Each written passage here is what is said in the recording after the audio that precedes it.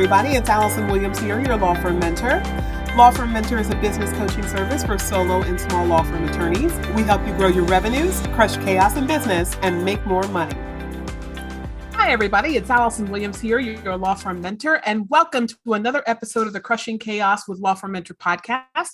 And this week, we're going to be talking about a 4-quadrant system to crush your work chaos.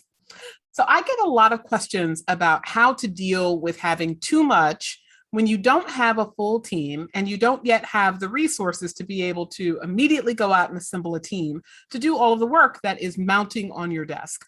Because a lot of lawyers, I think, experience these feelings of, I have too much and I'm not yet at the place where I can hire. Almost invariably, that's the wrong assumption, but that's the belief system. And they want to do something to be more proficient in the work that they can do so they can be more profitable, which they do understand is going to connect them with having the ability to hire some team. So I wanted to share with you guys this week a 4-quadrant system that I created that helps people to understand how to put their work in the proper context while they have too much work to do. Okay. The first thing I always want to tell people is that there are a lot of resources that are available to get help with your law firm that are not as expensive as people might assume. So there are any number of virtual assistant companies where you can get help for literally less than $10 an hour, all the way up to $30 or $40 an hour, which is less than what you would pay for a skilled professional in your area. So I want you to consider that as an option.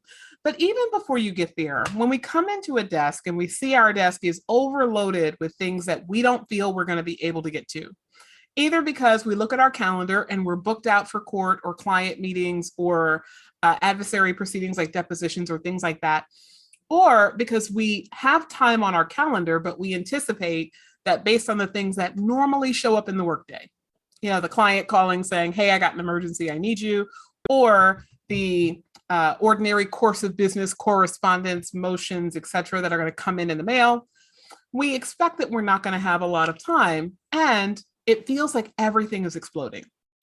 So this 4-quadrant system is designed to help you to put things in the proper context so that you can first decide the order in which you're going to approach your work.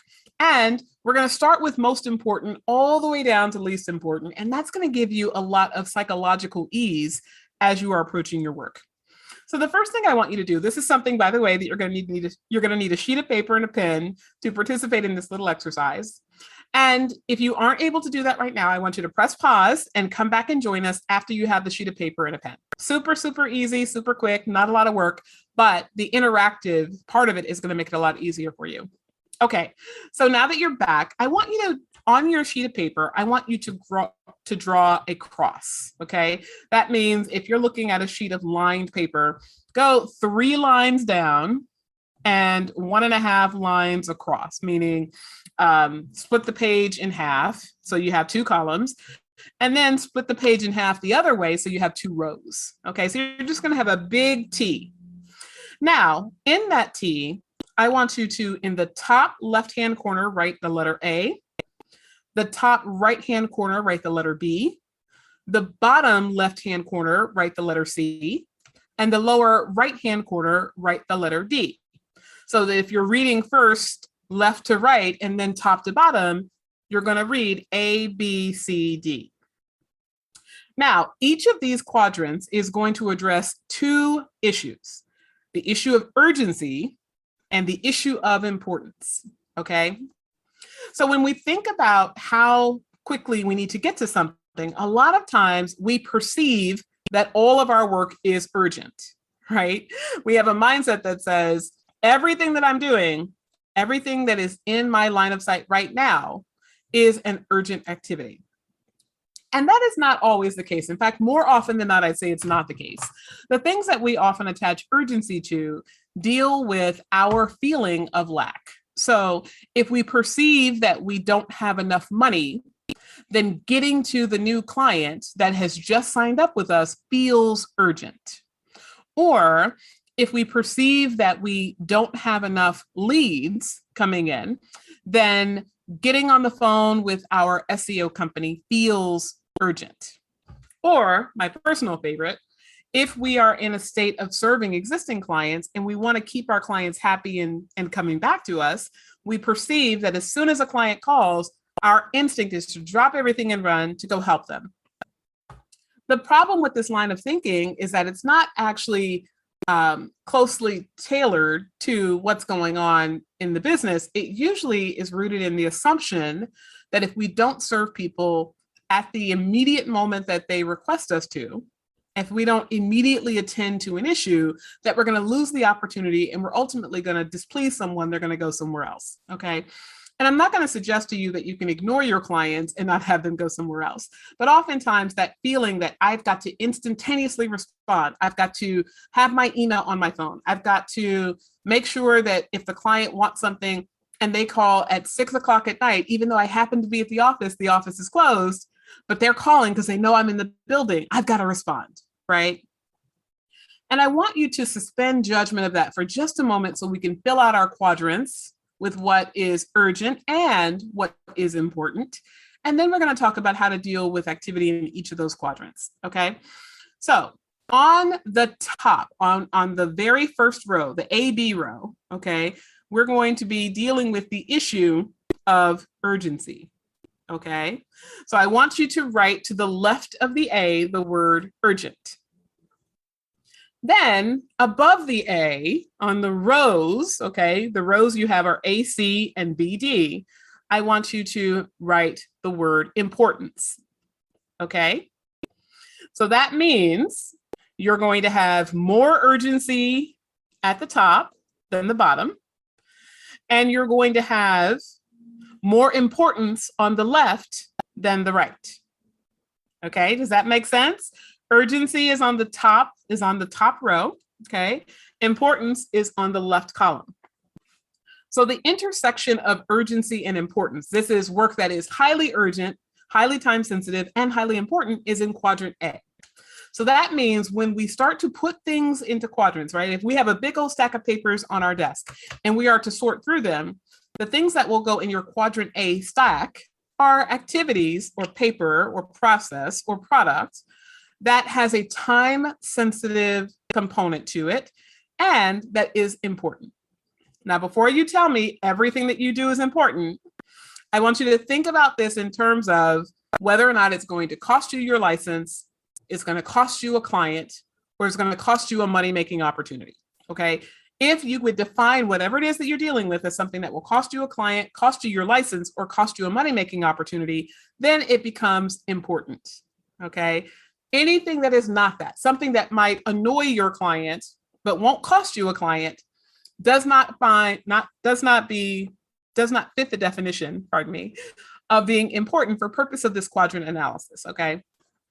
And by the way, we're going for under inclusion in the urgent and important category because instinctually, lawyers have been trained that everything is urgent and everything is important. So what you're going to do now is you're going to underfill that category of what's considered urgent and important, because if you overfill it, you're going to, again, keep that feeling of overwhelm, okay? So top left quadrant is the urgent and important category. Now we're going to move to the right, okay? To the right of our letter A is our quadrant B, okay? And quadrant B, we're still in that top row, so we're still in the urgent, but we're moving over to the right from important to not important. So that means quadrant B are things that are urgent, they have some time sensitivity to them, but they are not important. This could be something like, by way of example, a client calls and says, by Friday, let's say it's a Tuesday, by Friday, decide if I'm going to initiate a new matter because you have told me that you're only available to take this matter on between now and Friday, okay? Let's say you are overloaded with work. And let's say this is a client who, if you did not choose to take their matter, they really aren't that concerned about it. They know what the statute of limitations are. They have decided that they are still on the fence about whether or not the statute of limitations is going to be met. or they're just going to let the claim lie, right? You have advised them in writing so that you are protected from a malpractice standpoint. And now it's just a matter of you deciding, do I want this or do I not want this? And let's say to perfect the person's statutory right to meet the statute of limitations, all you have to do is send a demand letter or put the state on notice. Okay, it could be something in the realm of agency work. If that is the case, right, it is important to a certain degree, but it's not important for purpose of answering those three questions. Those three questions being, will it cost me my license? Will it cost me a client? Or will it cost me a money-making opportunity? Now, you might say, if I don't choose to take the new case, it's going to cost me a money-making opportunity. But if this is not money that you need and desire to have in your business right now, right, because not all money is good money, you may say, I don't need more money right now. Right now, I have more work than I can get to. And if I take in more work, it's going to cause me more stress, cause me more anxiety, cause me more of that feeling of overwhelm without having a net return because I can't do the work right now. It's actually going to be a negative thing for me to bring in that work. So I'm not going to do that right now, right? So that would not meet that criteria of costing you something, because it can only cost you something if you desire to have it and you lose it, not if you don't desire it in the first place. Okay, so that's where our quadrant B falls. Now we're going to go down and to the left to quadrant C. Okay, now remember, we've talked about urgency at the top, right? When we are looking at urgency, we're going from left to right. On the left side are the things that we consider to be important, because that's what's at the top of our column there. But urgency is at the top, non-urgency is at the bottom. Okay, so that means quadrant C are things that are important, but not urgent. Okay, so important but not urgent could be something like, let's say, keeping with the idea of statute of limitations, let's say you consulted with someone, she's been your client for 10 years, okay? She is highly loyal, you know she's not going to another lawyer, and she wants to file a lawsuit. And let's say you've got 6 months to file the lawsuit before the statute of limitations runs, right? So you have a window of time, right? It's not urgent that you deal with that today. It has to be dealt with. It does have some level of time sensitivity, but it's not urgent because you could put it off for a week and not face any ramifications. And it's important in the sense that this is a long-standing client of yours, so you want to keep that client happy, keep that client coming back. It is going to cost you a money-making opportunity if you don't ultimately file that lawsuit. It is something that could cost you your license if you were to miss the statute of limitations. And it is something that could cost you a client if you were to miss the statute of limitations. So it fits the criteria of being defined as important, but it isn't so time sensitive that it's urgent.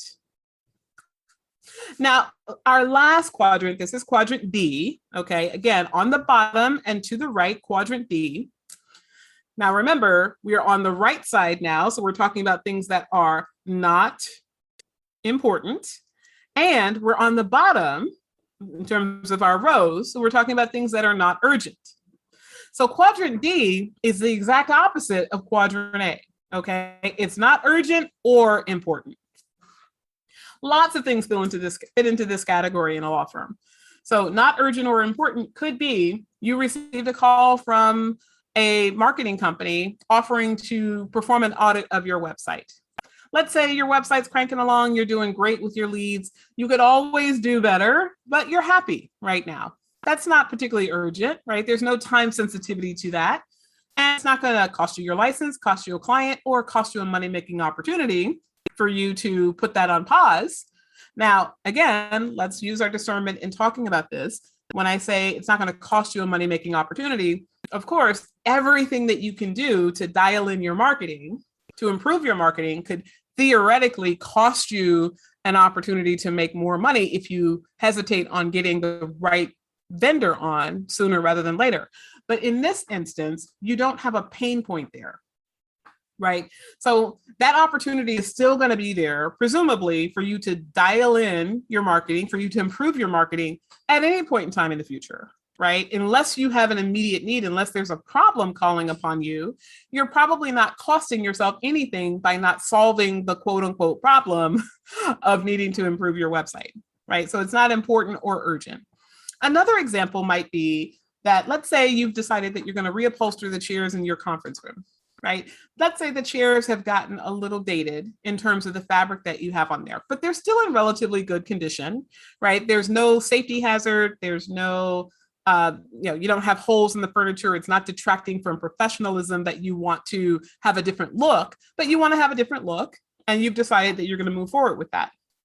Well, there's no time sensitivity to that, right? It's not like if you don't reupholster the chairs by the end of the month, you're going to lose a client. And you're certainly, it doesn't, the type of furniture you have in your office does not inherently impact your license. And it's probably not going to cost you money or money-making opportunity that you don't change the decor in your office. So in this instance, it's not important. And since there's no time sensitivity to it, it's not urgent. So I want you to think about these 4 quadrants. Again, A is for urgent and important. B is for urgent but not important. C is for important but not urgent. And D is for not urgent or important.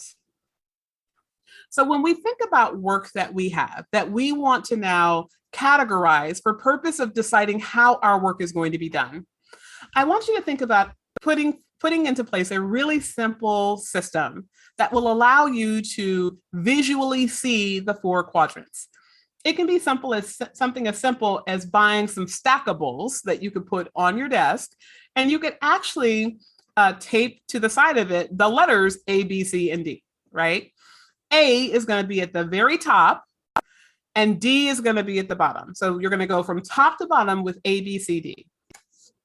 Now, the beautiful thing about this is when you first create this system, and you can get these little wire stackables at Office Depot for literally $10, right? So this is not an expensive, custom techie solution, right? There are lots of different tech solutions that I highly recommend, but this is something that if you are using paper in your office in any manner whatsoever, and most of us do, even if we have a paperless office, you still at some point have to scan the paper to even have it available in electronic form, because a lot of attorneys still use paper. So you don't necessarily have a paperless office by virtue of you deciding to not have paper. Somebody's going to send you some paper somewhere, right?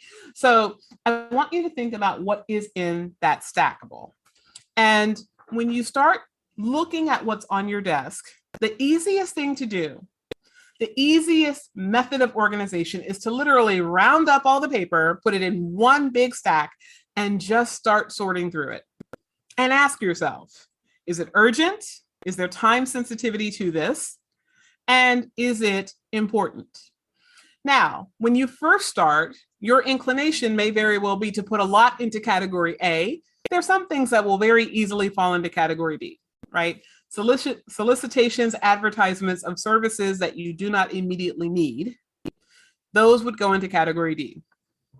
Time sensitive, highly important legal work that has a deadline that could impact your license goes into category A, okay? And then category B and C tend to be the most fungible. They tend to be the most malleable based on what's going on, right? So something can start as urgent, but not important, and then it can shift over into urgent and important. So it can go from B to A based on the passage of time. So what you'll find is the very first time you go through a sorting, you will stick everything into a pile for A, a pile for B, a pile for C, and a pile for D. But then you're going to next go into those piles and put them in order based on the extent of urgency, which typically is based on time, right? So if I look at my urgent pile, and let's say urgent is going to be everything that has to be done this week. Well, if it's Monday, I'm going to put the Tuesday activity on the top of the pile, then the Wednesday activity, then the Thursday activity, then the Friday activity, right? I'm not going to just keep my urgent and important pile in a big old pile and have it kind of reverberating at me, screaming at me, oh my God, we're urgent and important, you've got to deal with us, right? We're not going to just have it there in an unfiltered, stack. We're going to actually go through and further filter. Once we have the A, B, C, D, we're then going to put them in order, everything that's in those A, B, C, D stacks, we're going to put them in order based on how urgent, meaning how time sensitive, and that is going to go on the top, and we're going to work our way down. So if, again, it's Monday, I've got A is typically representative of work that has to be done by Friday. Things that have to be done by Tuesday are going to go to the top of that stack. Things that have to be done by Friday at the bottom of that stack. Now, I want you to also remember that typically A is easy to identify, D is easy to identify.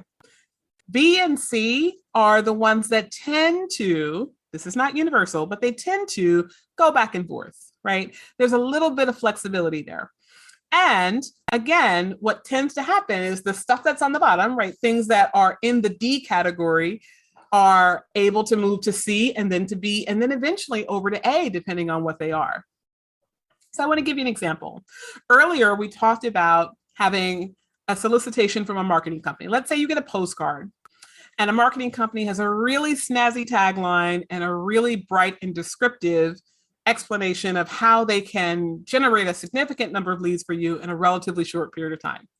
So you see the postcard and you say, that looks interesting. Right now, I don't have an immediate need to advance in my marketing because right now we have too many leads as it is, right? We're not hurting for business right now. And it's time for me to hire. So before I hire that person, I probably don't want to go driving in a ton of new work because I can't even get to the work I have. So that person's postcard, that company's postcard is going to start at D. But then let's say over a period of time, you're working on hiring. Let's say you go ahead and hire in that new associate. You're super excited to have that person start with you.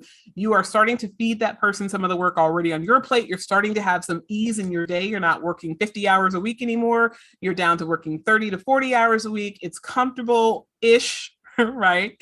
We're always in the state of evolving as a business owner and a lawyer and a leader. So all of that tends to have stress, even if you're doing it during a traditional 40-hour work week. But let's assume for the moment, things are better under control now that you have some help from an associate attorney. And all of a sudden, you start to see a dip in the number of people who call your law firm. So you're like, well, that's odd. We aren't getting as many phone calls. And let's say you reach out to the company that is currently overseeing your website and they don't get back to you. You email them, you tell them, hey, I'd really love to have a response on why it seems like all of a sudden no one's calling us. And let's say they don't respond for a period of time and you just kind of let it go. And then you reach out again and they respond and they say, we'll look into it and we'll let you know. And you're not happy, right? And let's say you're either in a month-to-month relationship or you're out of contract and you just haven't renewed your contract yet. And at some point you say, okay, this company is not working for us anymore. And I'm starting to get worried because one of our primary sources of traffic for leads is online marketing. And we all of a sudden aren't getting leads calling us from our website anymore. So now you have a problem, right? Now you went from having a not urgent or important issue to address to having an issue that is at minimal important, right? It might not be at the urgent stage yet because you might not have no business. You might still have personal referrals coming in. You have more than enough work to feed yourself and your associate. Money is flowing well, but you are starting to get some concern there, right? So it's gone from D to C because it is now important, but not urgent. And let's say you're busy, you don't quite get around to it. So now you have moved that postcard from D to C and another couple of weeks go by and next thing you know, we have a real issue because what we've seen is we haven't actually, let's say we haven't checked our tracking system, but let's say you've been following Law Firm Mentor for a while, you know that you must have a very well dialed in tracking system for your intake process. And let's say you're starting to realize that your intake process has a hole in it, right? You are able to identify leads, but let's say we're not getting those leads scheduled. And let's say you're listening to your intake professional on the phone, something that I highly recommend. We actually talk about that in Intake Mastery. Let's say that what you realize from your audit is that you actually don't have leads coming in that are of the quality that you require. Something has happened. Now you're getting calls, but there are fewer calls, and the people who are calling don't have a need for the service that you offer. expect pro bono representation, are not willing to pay for representation. And all the things that we teach your intake professional how to do in the intake mastery course, this person is doing very well, but you're still just not getting the right people. Okay, so you now need to address your marketing problem. And because you have also not been tracking, let's say this is something that you skipped over in the intake mastery course, you're not tracking the people who are calling, the number of people, the number of leads you get every week, the conversion rate on scheduled appointments, and the conversion rate on actually closing clients in those scheduled appointments. But let's say you have a hole in there somewhere, and you start to now open your eyes up and you say, uh-oh, we got a problem here. I just noticed we don't have anywhere near as the number of leads that we should have. Now you have gone from having a C problem, it's important but not urgent, to having an important problem that is also urgent. Okay, so now you've gone straight from C to A. Okay, it has jumped to that top pile. And if you don't have time sensitivity around this, but you have an urgent problem, i.e. the phone's not ringing, right? The phone's not ringing, we can't identify the source, and our usual source for getting some short-term traffic, our marketing company, is not responsive, and we need to get another marketing company. You can impose your own time sensitivity just by virtue of the nature of the problem, right? Because a client could call you today and say, hey, my house is on fire and I got to do X, Y, Z. And you say, great, drop everything and run. We're going to deal with this tomorrow. We're going to go to court tomorrow. We're going to file something tomorrow, etc. That type of drop everything and run creates a time urgency, even though one did not exist at the time that you categorize the work. So I wanted to give you that example to evidence how the work that you start out with, the work that's on your desk that needs to get sorted into those 4 quadrants, may move around the quadrants, right? And normally things are going to move from the bottom up, which means they're going to move from D up to A over some period of time. But that's not always the case. Sometimes things cool off, right? You may have an urgent and important problem that becomes a urgent problem that's not important, right? Or an urgent, important problem that moves from being urgent to being not urgent, but it's still important. So I'll give an example of that one. Let's say that you do litigation work, and let's say a person comes into you and says, hi, I've got a real problem. My statute of limitations runs tomorrow. Now we know that clients don't speak that way, but let's assume they give you some facts. You ascertain that from what they've told you. So you know that you're taking this person in on Monday and you have to file a lawsuit by Tuesday in order to preserve their right to pursue their claims. Okay. So in that scenario, it's important that you file it and it's urgent that you file it.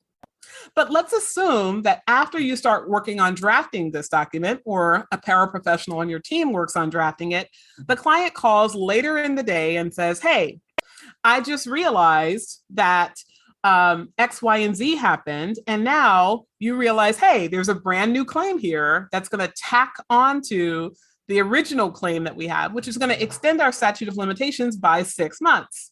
Okay, so now you might say, yeah, I want to go ahead and file as soon as possible, but maybe I want to try to negotiate with the other side before I do that.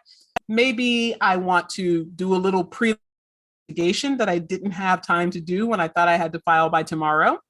So now we still have something important, right? Filing a lawsuit on behalf of our client, still important, but it's not urgent anymore. So it went from category A to category C. You have bought yourself more time.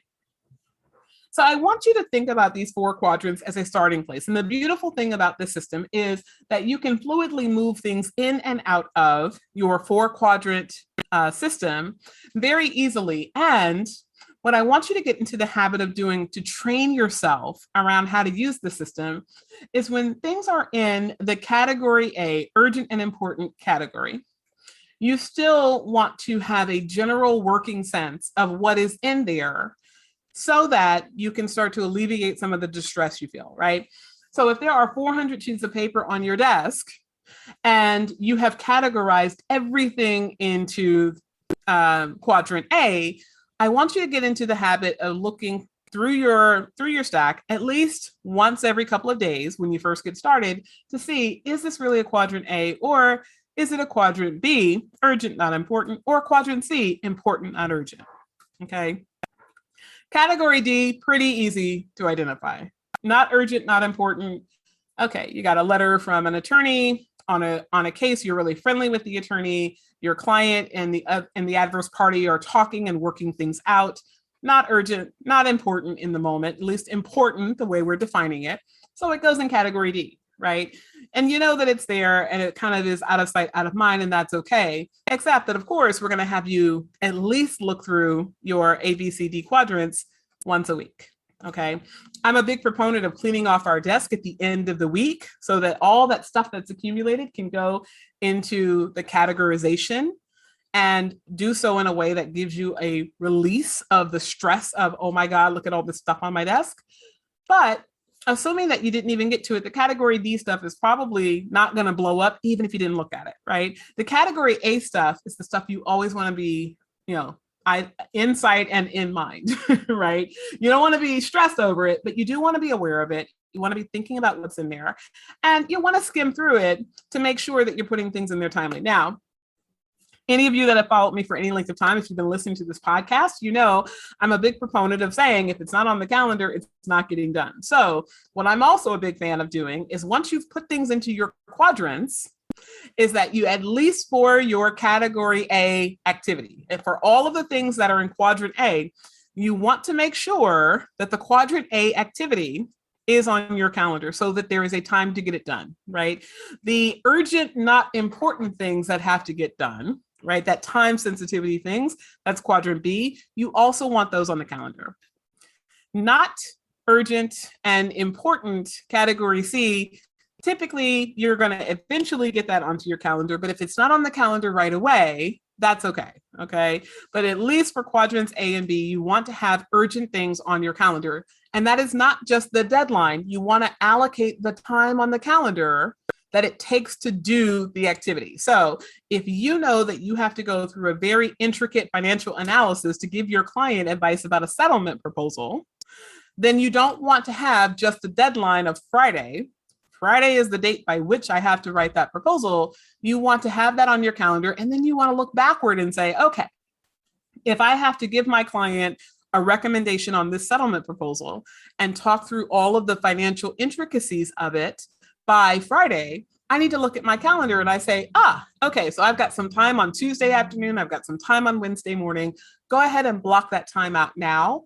However much time you think you're going to need. Be a little generous with that time, by the way. I'm always a big fan of overestimating how long it will take me to do something so that I can take a bathroom break or I can twiddle my thumbs a little bit, or I can just get up and walk in place to get some exercise in, right? Whatever I need to do, you don't want to schedule yourself from the start of your day to the end of your day with no time in between. So typically, if you are at a state of overwhelm, which means you have too much work, you want to build in some of that buffer time on your calendar so that when you have that lift, that ease, your calendar is telling you, you're supposed to be somewhere else, but wait, you're done early, or you're not yet due at the new place. You can give yourself a moment to take a breath, okay? Taking a breath, super important when we feel overwhelmed. All right, everybody. Today we have been talking about work overwhelm, and in particular, the 4 quadrant system for managing what is urgent and important, not urgent and not important in your law firm. I hope that this has given you a frame of reference to deal with work overwhelm, and that as you are starting to work through some of these issues in your business, that you're going to give yourself the freedom. And yes, this does create freedom. The freedom of knowing that not everything is urgent, not everything is time sensitive, not everything's on fire. That is a conception in the mind. And the more we manage our mind, the more we can mitigate our stress and have a better work experience. All right. Now, if this is something you need help with, I want to invite you to reach out to us here at Law Firm Mentor. You can always visit us at lawfirmmentor.net and schedule a growth strategy call where we're going to talk to you about how to deal with your work overwhelm in a way that's going to keep you going, keep you growing, and keep you crushing that chaos. All right. I'll see you guys on the next podcast episode.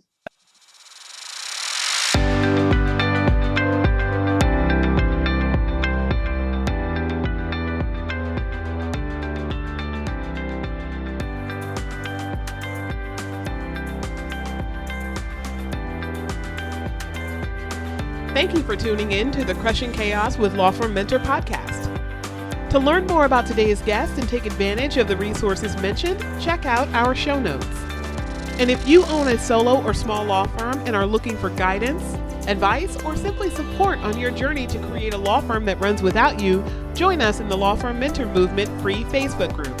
There, you can access our free trainings on improving collections in law firms, meeting billable hours, and join the movement of thousands of law firm owners across the country who want to crush chaos in their law firms and make more money.